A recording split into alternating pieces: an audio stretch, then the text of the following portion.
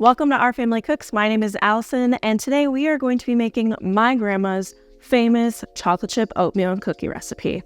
Let's get started. I am beyond excited to share with you this recipe that's been passed down through generations of my family. Now, let's get started with the ingredients. You'll need 1 cup of softened butter.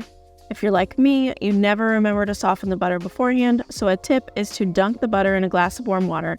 It should only take a couple minutes to soften. 3/4 cup of packed brown sugar, 3/4 cup of granulated sugar.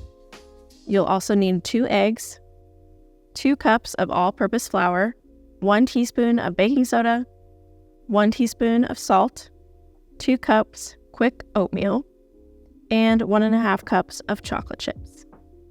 All right, let's start by creaming together the softened butter, brown sugar, and granulated sugar until it's nice and fluffy. This step is crucial for achieving that perfect texture in our cookies.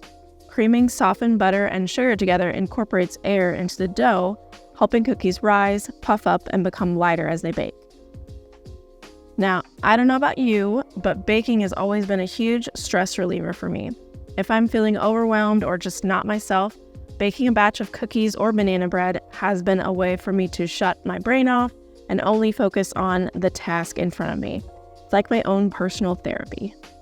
Once our butter and sugars are creamed together, we'll add in the eggs and mix to combine.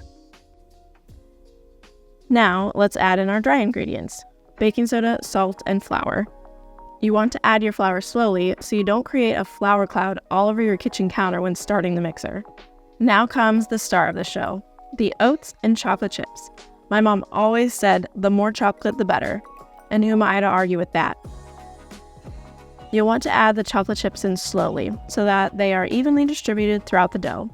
If you'd like to make these cookies yourself, the recipe is linked in the description below. Now that our dough is ready, it's time to scoop it onto our baking sheet. Make sure to spray your cookie sheets with nonstick spray.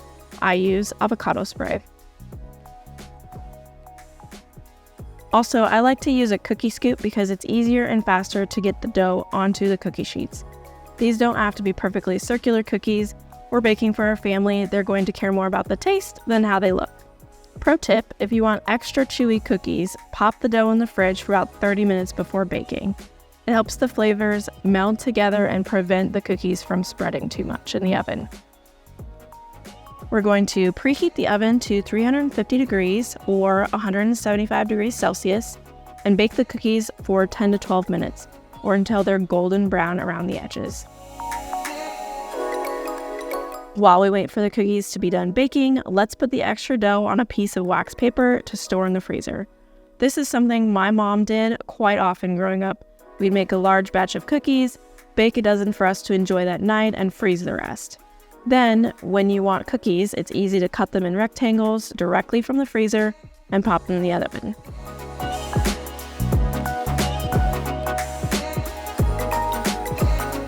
And now, the moment we've all been waiting for, the smell of freshly baked cookies filling our kitchen. This is the best scent in the world. You'll want to remove the cookies from the oven and let them cool for a few minutes before transferring them to the wire rack to cool completely. Just look at these cookies: crispy edges, chewy centers, and pockets of melty chocolate in every bite.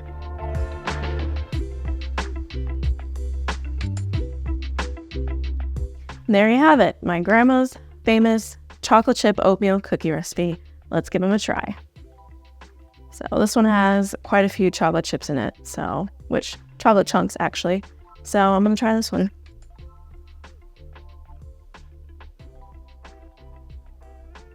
That was so good. Perfect crunch around the edges. Perfect chocolate melted in the middle.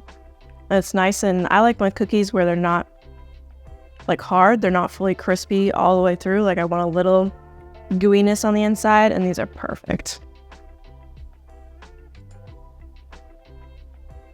You want one, babe? Sure.